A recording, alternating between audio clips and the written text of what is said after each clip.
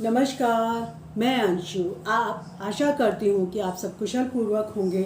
आज मैं आपके सामने पीएम मोदी जी के बारे में, उनके जीवन परिचय के बारे में डिस्कशन करूँगी कि वो एक चाय वाले से पीएम कैसे बने।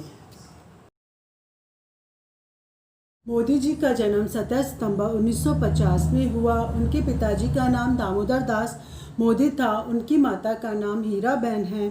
मोदी जी के पिताजी वड़ानगर गांव में रेलवे स्टेशन पर चाय की स्टॉल लगाया करते थे।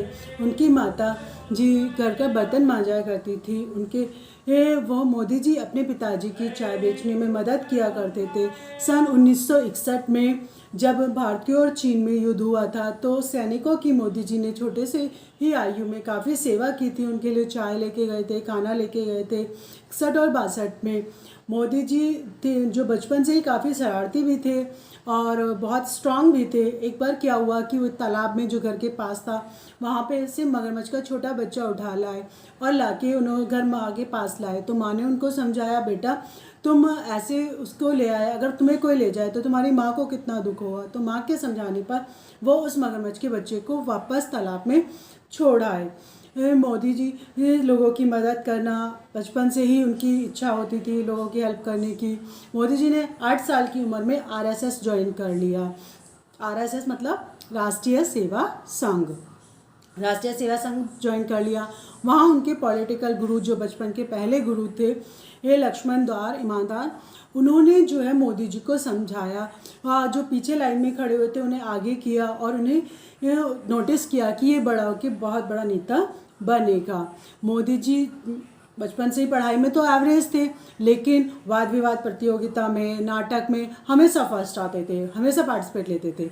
और लाइब्रेरी में वो सुबह से शाम तक बैठे रहते थे। उन्हें किताबें पढ़ने का बहुत शौक़ था।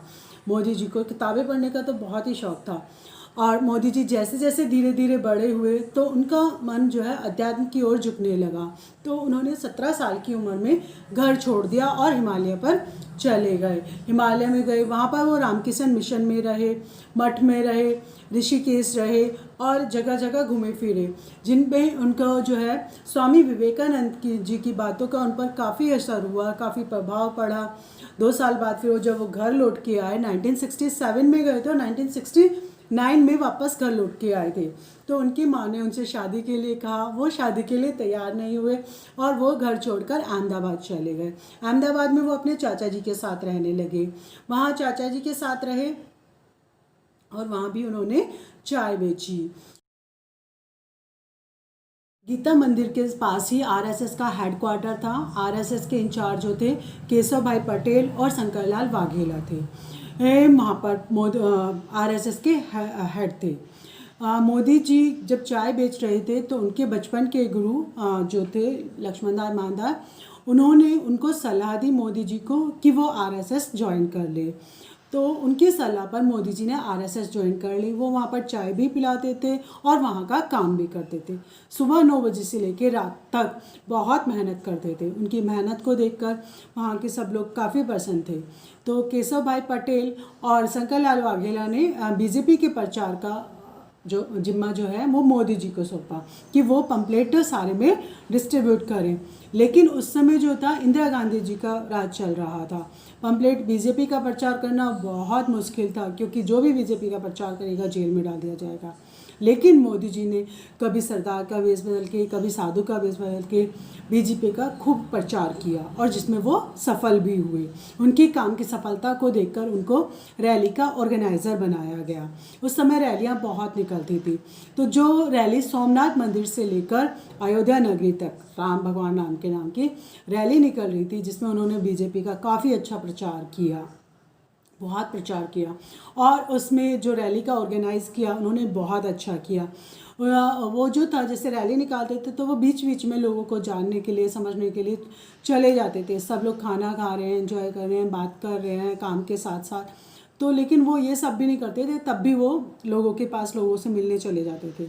ये सब बातें मदन भाई को बिल्कुल पसंद नहीं थी।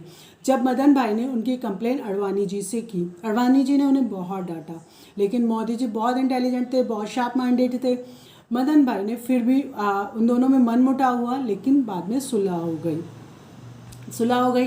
तो जो बीजेपी का प्रचार किया, रैली निकाली, इन सब के क्या बीजेपी जीत गई। बीजेपी जो है गुजरात में बीजेपी जीत गई, जहाँ पर फिर केशव मोदी भाई पटेल को केशव भाई पटेल को वहाँ का चीफ मिनिस्टर बना दिया गया। लेकिन शंकर लाल वाघेला जो उनके ही लेवल के थे वो काफ़ी नाराज़ हुए।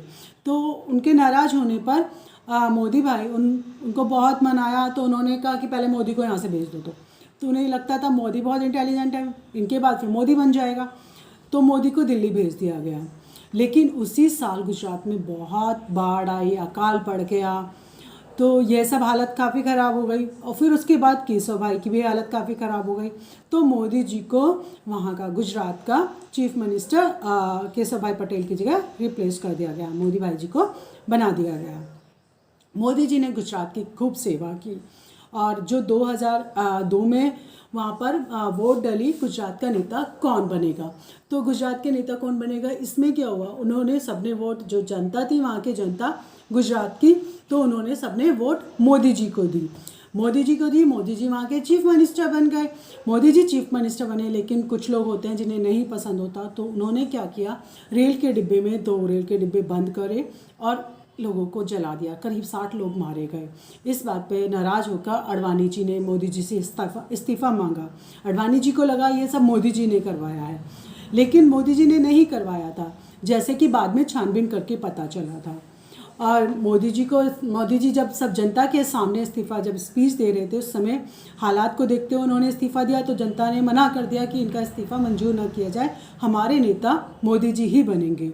मोदी जी इस तरह से वहाँ पर 4 बार मोदी जी ने वहाँ पर लोगों की गुजरात में सेवा की। कई साल तक वहाँ पर उन्होंने वोटिंग गुजरात वालों ने मोदी जी को ही डाली और मोदी जी ने उन लोगों की सेवा की। मोदी जी ने गुजरात में बहुत अच्छा काम किया। जब मोदी जी गुजरात के चीफ मिनिस्टर बने, तो उन्होंने वहाँ पर बिजली लगवाई, उन्होंने वहाँ पर सोलर सिस्टम लगवाया, उन्होंने वहाँ पर लेडीज़ों की, औरतों की जो सुविधाओं के लिए नए नए संविधान लागू किए। गुजरात के लोगों की काफ़ी सेवा की उन्होंने। तो गुजरात की जनता उनसे काफ़ी अधिक प्रसन्न थी। उन्होंने वहाँ पर जो है वैसे वो गुजराती में स्पीच दिया करते थे, लेकिन एक बार उन्होंने हिंदी में भी स्पीच दी थी, जिस बात से वो खुश होकर जो है बीजेपी का नाम प्राइम मिनिस्टर के लिए अटल बिहारी वाजपेयी ने दिया था, जब प्राइम मिनिस्टर के लिए वोटिंग हो रही थी। जब वोटिंग हो रही थी तो मोदी जी वहाँ पे उसमें वोटिंग में जीते थे। जब अटल बिहारी वाजपेयी ने प्राइम मिनिस्टर मोदी जी की वोट के लिए नाम डाला था, तो 282 वोटों से बीजेपी सरकार प्राइम मिनिस्टर की पद के लिए जीत गई थी और मोदी जी को वहाँ का भारत का प्रधानमंत्री बनाया गया। मोदी जी ने प्रधानमंत्री बनने के बाद ही स्वच्छता अभियान और किसानों के लिए मदद, इकोनॉमिक्स मदद, लोगों की हेल्प की। और अब भी कोरोना वायरस के टाइम भी वो सबको कैसे अच्छे से लॉकडाउन करके कैसे गाइड कर रहे हैं, वो सब आप देख ही रहे हैं। आगे और भी जानेंगे मोदी जी के बारे में। धन्यवाद। आपको वीडियो कैसी लगी, आप प्लीज़ लाइक कीजिए या सब्सक्राइब कीजिए और कुछ कमेंट लिखिए, जिससे कि मैं आगे और अच्छी वीडियो दे सकूं। धन्यवाद।